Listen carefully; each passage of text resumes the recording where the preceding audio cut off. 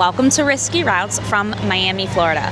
Risky Routes is a short interview series with executives and leaders that focuses on the pivotal experiences that shape how they think and lead.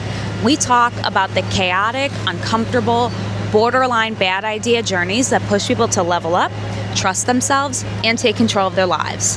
And I'm your host, Olivia Goldstein.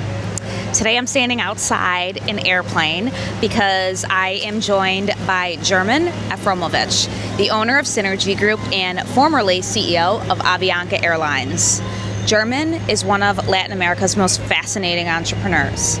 He was born in Bolivia and raised in South America by a family that rebuilt their lives after World War II.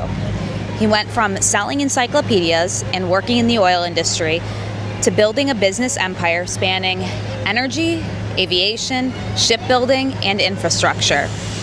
He is best known for acquiring Avianca in 2004 and leading the turnaround of the historic airline into one of the largest aviation groups in Latin America. Along the way, he became known for making bold bets, taking risks that others avoided, and pursuing opportunities across borders and industries. On this episode, we talk about the experiences, decisions, and moments of uncertainty that shaped one of the region's most successful business builders. Let's dive in. So, you have spent most of your life crossing borders, right? You were born in Bolivia, right on the border of Peru, you mentioned, built your career in Brazil, and led companies all across Latin America. And then obviously eventually acquired and absolutely transformed Avianca into arguably one of the region's largest airlines. So one of the themes that I like to do for this podcast is how travel shapes the way we see the world and ultimately the way we lead. And I can think of no one better to interview than somebody that's literally done this for an airline. So I'm hoping we can start with a story of yours, because I know you have so many good stories, but something to a specific flight, a trip, a memory that really changed the way you think as a leader. Well, I wouldn't say, well, thank you very much for the introduction. Yes. I can tell you're a big liar, but no problem. I'm your biggest fan. This okay. is not true. I love you too, don't worry. Yeah. Okay. So anyway, I would say there is no, we were just talking even about that, when you do what you like. Yeah. There is really not something that once shocked you came up from nothing. I think it's an evolution. Yeah. And you have moments that you remember, obviously. Yep. As I told you, I told you something and we can go, you choose the story you want, but I can spend 2 days telling you stories. But my trip to Antarctica and my first trip to offshore to the platforms offshore, the purchase of Avianca the last minute when nobody wanted it. Because I'm known as a guy that goes and gets something that people doesn't like. Yep. People that doesn't want it, we go there. Yeah. Because I believe in the old Chinese philosophy, okay, where there's a crisis is an opportunity. Yeah. You know? Yep. And I've been doing this most of my life. Yes. And also starting most of the things different than Avianca, starting it from scratch. Wow. From zero, you know? Yeah. And obviously, let me tell you a little bit of this part of the story. When I started, I started to work when I was 10, okay? But when I really was almost in my teens, 15, 16, 17, I started I wanted to make my own money, okay? Because my parents were okay, but my father was coming out from the war. These were survivors from the Holocaust in trying to build this life, right? Yes. So, okay, nothing was missing at home. Even when we used to live in Arica, a correction. I was born in La Paz, Bolivia, but Arica, Chile, I grew up there, which is the border with Peru. Got it. Okay? Okay. But what happened is when we arrived in Arica in the beginning, my sister, No, my sister, no, my cousin, my oldest cousin, that was taken care during the war by my mother, because my mother's sisters, the mother of Rachel, she was working. My mother was younger. So Rachel, myself, my father, my mother went to Arica when my father started. We lived literally for almost 2 years in a 40-feet container. Wow. A container, the ones that you see in the trucks. Yep. This is the way we lived. Okay. And although we lived in the container, because one thing, just for you to understand, Arica, Chile, we call it the city of permanent spring, because it never rains. Oh, never it's rains. always perfect weather. Always perfect weather, because in that region in the Pacific Ocean, you have a cold current and the subsea, they call the Humboldt current. Yep. In that modified the Clementine create a little bit south of Arica, the Atacama Desert. Okay. The Atacama Desert is not the biggest, but it's the driest desert on earth. It's drier than Sahara. Wow. It's not as huge, as big, but it's the driest. And because of that phenomenon of the Humboldt current, Arica had like all year around, with a variation of 2-3 degrees, around 20-22 degrees centigrade. Okay. Okay? In no rain. No rain, yeah. So what happened, so you don't need a special ceiling or coverage in the bloody container, right? So what happened, I still remember now, this was like, it used to be a very old big house that was torn down. Wow. And you had only the front wall with a few steps. Yep. In the big door of wooden painted green, like the old. I'm talking to you 80 years ago, more or less. No? I'm 76 only, but it was 70 years ago. 70, Let's make it cheaper. Yeah. Right. And what happened is, you open that door, in the whole house in the back, the mansion was turned down. Yep. So you had 3 containers here in the right hand side, 3 containers here in the right, and in the end you had the bathrooms and showers. So we were 6 families living in containers. Yeah. Wow. Okay. My bed was you call it trunk, this big suitcase. Yes.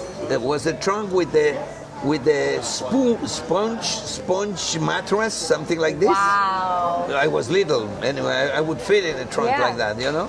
My cousin was sleeping in a sofa bed. Yeah. In front of the sofa bed was the dining table. And my father dig the hole in the container and put a cover with some wood. Was his room there? Yeah. With a curtain. Yeah. That was the deal. Yeah. Humble beginnings. Yeah. But you see, we were not unhappy because we had food, we had education, we had clean clothes, etc. Family. Was no washing machines, nothing like that, you know. So starting the story there, then my father started to become a little bit better economically. My brother and my sister came to Arica, and he rented an apartment. Yep. And he decided to give to my mother a present, you know, a kitchen. Wow. A kitchen imported from the United States. Ooh. I was 10 years old, right? Yeah. And then it came in the box, and I said, they cleared customs, and I said, Mom, I will put this kitchen together. You know, and the kitchen was great. Yeah. 6 burning places, the oven. Yeah. It was a panel in front with internal light in a clock as well. Yeah. The kitchen, right? And I put it together, and I plug it into the electricity, and the thing blew up. It blew up. Oh my God. So I learned that there is 220 volts and 110 volts. The kitchen came from United States. Yep. In Arica was 220 volts. Yep. So this is the way I needed to transform it. Yep. But I was the genius with 10 years old that put it up. Yeah. Whoops. Anyway, you know. And by the same token, I had another experience that almost bring that up, put on fire the apartment. Yeah. Because at school, we had a very good education in that city because it was a free port. Okay. So because it was a free port, in the mornings in public school, we had all the normal curriculum, let's say, what they teach in mathematics. And in the afternoons, you will have off the curriculum subjects. Yep. Okay? So there was one subject that had to do with wood. We was learning how to deal with wood, woodworking. So I decided to do a night lamp. Okay? So I took a piece of wood, then another piece instead. I drilled the hole across. Then I put the wires and I put the bulb, and I bought a switch. Yeah. Okay, and it was a luminescent switch. Wow. But at night you could see where to press in order to turn the night lamp on, right? Yeah. And then in those days, it's not like today when you have where you have the main electricity coming in. You have those the switch box, switch box, the disjunction. In those days, they were, we call it corks. Yeah. They were corks that the only way they were protecting your electricity or a spark, they had a piece of lead. Yeah. And when you got a high temperature, the lead would melt, and you could the electricity. Okay, so I finalized. I will say this. Today you have adhesive decalcs. In those days you used to put it in water to take the picture out. So now it's flour. I put it in the night lamp. Okay, and I put the switch on.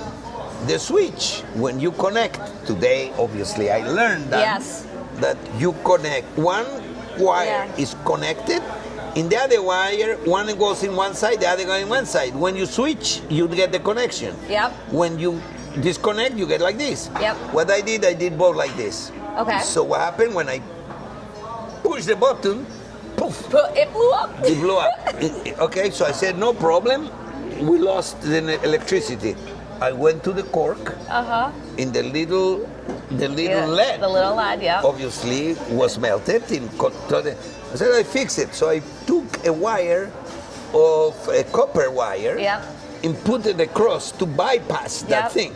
Copper wire doesn't melt that easy, right? So I put it there and I went to switch it up. So the light didn't go off, but what happened? The whole thing started to burn. Oh my gosh. So this is the way I learned how to deal with switches, electricity, 110 into 20 when I was around 11 years by old. 11 or 10. Oh my, always a curious mind from a young age. So how did you then, you mentioned that you see opportunity when everybody else sees problems, right? Take me to the experience of Avianca, right? Because I think at the time when you bought it, you said, I remember you saying there's only like 30 or something airplanes in their fleet. So it's like, how did that, walk me through that experience? What did that look like? Okay, I was already in business in Brazil.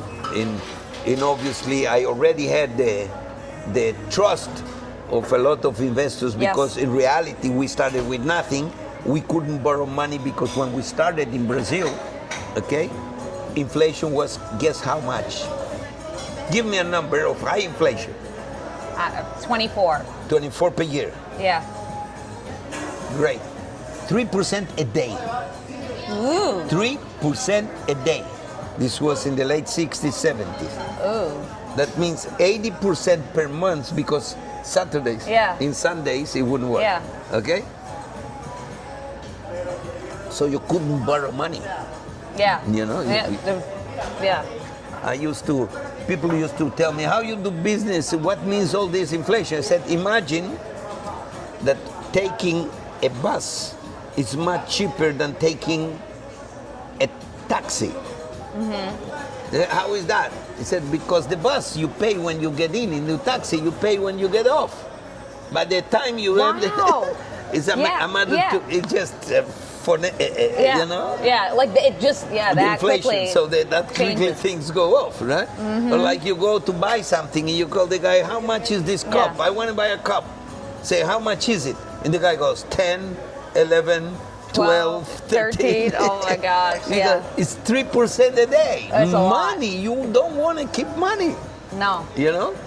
So you need, in your own business, you need to generate your money. You couldn't borrow. Yeah. And then, this is back before we go to Avianca, we started businesses that were successful. Then we got the investors to believe in us as managers.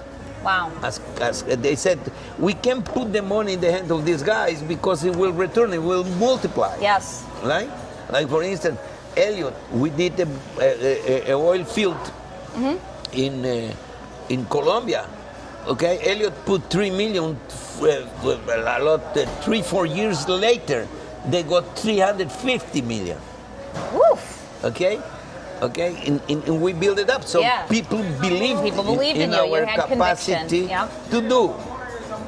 So, matter of fact, I was in this project development with Elliot in Colombia, and somebody came to me, okay, and said, "Listen, you don't want to buy this flagship, the state-owned, not state-owned, they were owned by the brewers, the beer brewers, and by the Coffee Federation.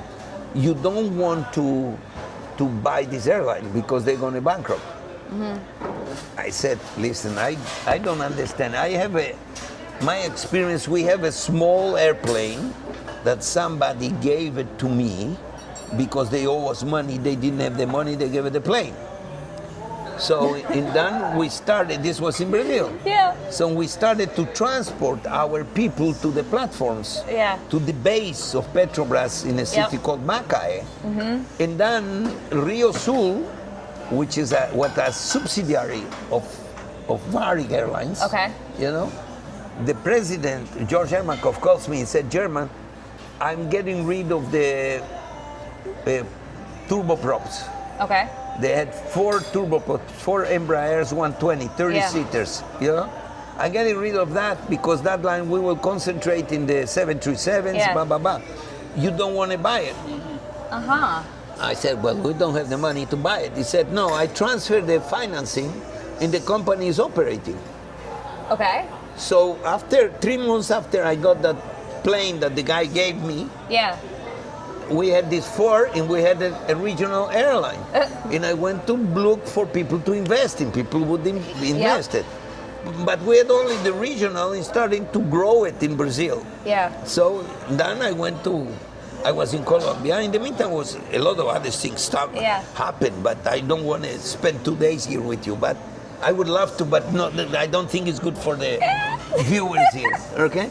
But what happened is, I went to Colombia. And this guy comes to me and said, "German, you don't want to buy this. It's going bankrupt.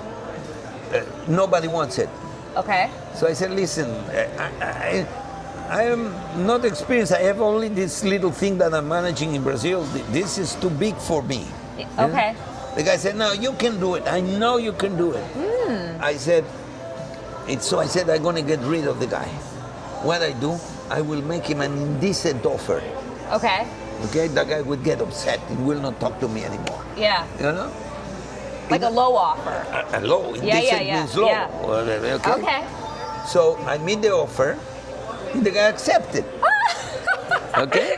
Whoops. When the guy accepted, then I learned a few weeks later that the owner cannot sell it to you because they were already in bankruptcy, Chapter 11 recovery in New York, in the Southern District of New York. But then I already got excited about getting there. At a good price. In a good price. So here we go, and we have a meeting that accommodated. You think? They get brainwashed, like what's happening in our universities nowadays. You think so? Oh, I'm positive. I'm positive. This is obviously. And more than that, don't forget this is not invented by me. Difficult times makes strong people. That's Easier very true. times makes weak people. And we are in the weak era. In the weak cycle, unfortunately. Although these are difficult times though, so. It's getting difficult times because we had the World War II, so 2 generations were great. Look what happened with the Japanese after 2 atomic bombs. What happened with the Germans after the was the war? Because they suffered more than the other ones. The biggest economy in Europe is Germany. The Japanese built up what they built up after that. Now that's very true. It's going back. Yeah. No, even China. China is not growing as fast as they were growing because now people, they're exporting a lot, etc. There's no more slavery. I'm not in favor of slavery, but you can see a certain accommodation. Right. You know? So how you solve this? Don't ask me that question. I Don't know. ask me that question. But it's a human cycle. Yeah. Even the big, how you say, the big civilization of the big empires. Yeah. They were cycle. I know. The Roman Empire fall, the Egyptian Empire fall, and it's cycle. It's a cycle. I know. I like to think that maybe if more people took calculated risks, asked questions, didn't just like believe everything that they saw, they would be more independent thinking. And maybe, Olivia, I know. if they would read story, I know. look back, I know. look the facts, look back. It's just a story, like we were talking earlier, the whole thing repeats. You don't have even repeats itself. you don't have even to think. I know. Well, people are like goldfish. They have short-term memories. Here you go. I know. Here you go. I know. Okay, so we'll end on something positive. Tell me something you're excited about right now that you're working on. Oh, excited about what we're working on. Let me tell you. Okay, we succeeded in the investors support us in the oil business in Ecuador. We win 2 blocks that we believe that will be very good business. Good. Okay.